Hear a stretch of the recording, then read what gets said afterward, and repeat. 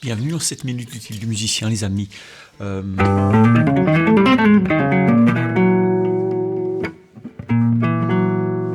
pas mal ça. Je voudrais vous parler d'un truc qui vous limite souvent et très souvent vous me posez la question, vous me dites mais pourquoi mon jeu il bug, pourquoi je n'arrive pas à aller plus loin? Très souvent c'est parce que vous ne comprenez pas vraiment ce que vous jouez. Vous avez compris les pentas, vous connaissez vos positions, et puis quand vous jouez la penta, vous dites bah, cette note là à ce moment-là elle n'est pas top, ça allait bien, mais ça reste flou parce que vous ne comprenez pas exactement pourquoi elle n'est pas top, pourquoi à tel moment ça va tomber bien et pourquoi à tel moment ça va tomber mal.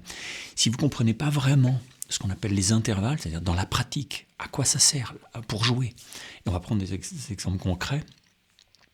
Ben, si vous ne comprenez pas ça, ce qui va se passer, c'est que vous allez vous dire, bon, bah, il y a une espèce de oui, des fois ça marche, et puis des fois ça marche pas. Voilà. Bon, partons de deux accords. On va prendre... Ok, on va faire ça.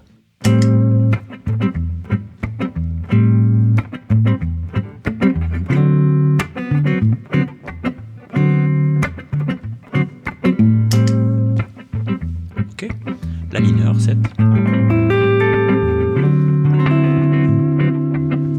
Ré 7.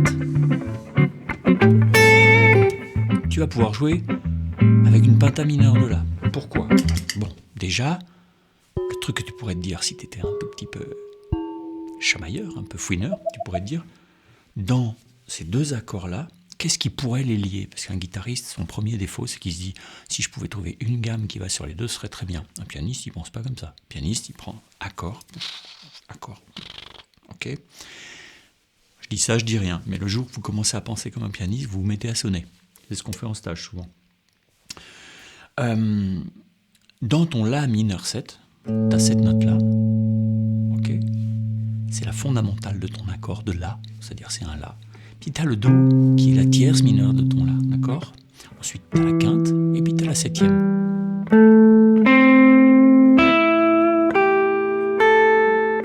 Ça ressemble quand même étrangement à une penta mineure de La. Penta mineure de La sur un La mineur, bon, ça va, on va pas casser les pattes d'un canard. Ouh, super expression. Ensuite, on va avoir un Ré 7. Le Ré 7, qu'est-ce qu'il y a dedans? Il y a sa fondamentale, sa tierce, sa septième, sa quinte. Ok? Sa quinte, sa septième. Donc ça fait... Ok? Tu vas avoir celle-là aussi, etc. Quand tu fais tout un schéma, tu te retrouves avec une penta mineure plus une note que celle-là. Et donc, mine de rien, c'est déjà un début de piste. Si tu joues ta penta mineure sur ton La mineur, ce qui va convenir parfaitement, au moment de passer sur ton Ré 7, sur ton Ré, bah, il va falloir quand même essayer de mettre en valeur ce Ré, c'est-à-dire de se dire « Ah waouh, ça a changé un truc, tu comprends ?» Bon, maintenant, ce qui va se passer, c'est que si on doit observer ces deux accords, on a ça, ok, et puis on a ça. Juste la tierce, de La, tierce mineure de La ici, elle devient la septième mineure de l'autre. Donc elle ne nous aide pas à faire entendre la différence, puisque cette note-là, elle est commune aux deux accords. La tierce mineure de La devient la septième mineure de Ré 7. Okay, donc c'est pas elle qui fait entendre le truc. Celle qui va faire entendre le truc, c'est juste cette septième mineure de La. Le septième mineur, il ne faut pas que ça vous fasse peur. Si vraiment vous ne connaissez pas du tout les intervalles, j'ai fait une formation exprès pour ça, franchement, ça va vous changer la vie. Les gens me disent à la fin, Laurent, il y a un avant et un après. Maintenant, je comprends tout, je peux tout fabriquer, je peux tout me repérer sur le manche, etc. Intervalle et système cage. Allez-y. Ok, je peux faire ça. Et puis après, je sais que dans cet accord-là, il y a cette note-là, qui est sa tierce à lui. Sa tierce à lui, c'est juste la note qui est située 2 tons au-dessus de celle qui donne son nom, sa fondamentale. Il n'y a pas, il y a ça. Et ça change tout. Okay, si tu sais qu'il y a une tierce mineure dedans, ton accord va être plutôt mineur. Si tu as une tierce majeure dedans, alors ce sera un accord majeur. Okay, la tierce, c'est ce qui dit si l'accord est majeur ou mineur. Mais après, chaque intervalle donne des indications sur plein de trucs, sur le mode, sur comment jouer, quoi viser. Donc si je fais ça,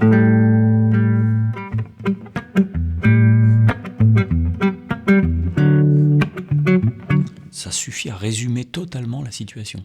Ça résume totalement tes deux accords. Donc quand tu vas jouer, il va falloir venir chercher éventuellement cette note-là sur la deuxième. Okay ? Donc si on fait ça...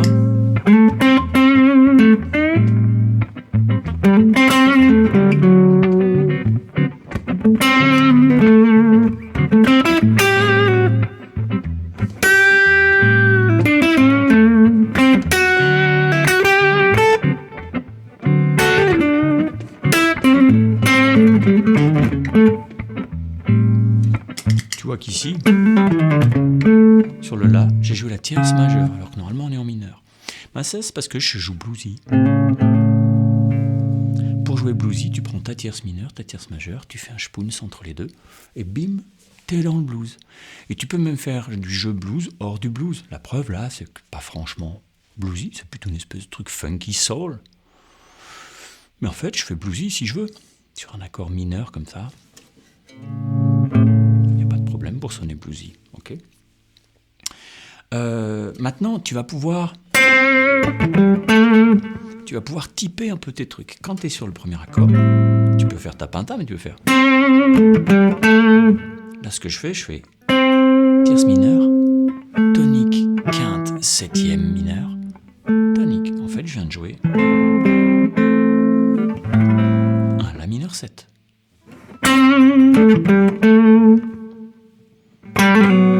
Ici, je vais pouvoir aller viser ça. Si je veux la viser, celle-là, je vais pouvoir aller la chercher là. Je peux faire...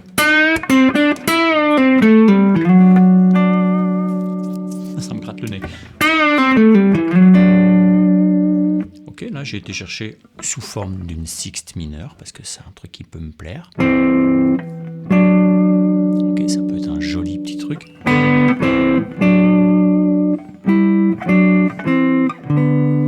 Ça, ces deux accords, bah, ils sont dans la gamme dorienne, okay, dans le mode dorien.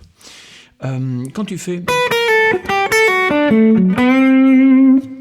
Celle-là, elle marche bien sur le premier accord, mais sur le deuxième, marche encore mieux sur le deuxième. Pourquoi elle marche encore mieux sur le deuxième? C'est simple, c'est parce que ici, je pars de la neuvième, c'est coloré.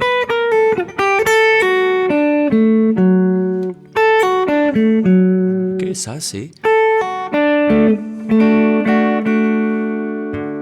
un Ré majeur. Donc je suis en train de jouer toutes les notes de l'accord de Ré majeur sur mon truc.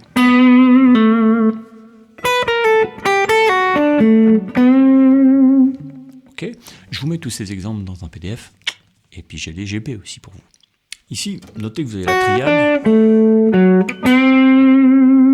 Ici, là, je suis en train de tirer la sixte de mon... pour aller vers la septième mineure. Très bluesy aussi. Ok.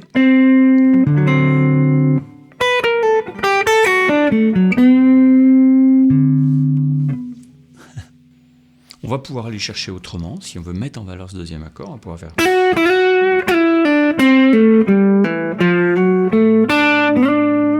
Ok, ici, ça, c'est encore ma triade de Ré majeur.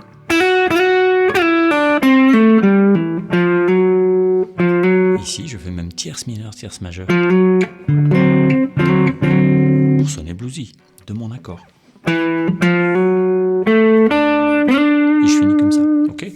N'hésitez pas à aller voir le PDF, je vous explique tout dedans. Et puis, ça vous montre un petit peu que les intervalles, bah, c'est quelque chose de vraiment important pour arriver à viser les bonnes choses, pour que ça tombe sous le sens. Bon, ben, à bientôt. Bye bye, ciao.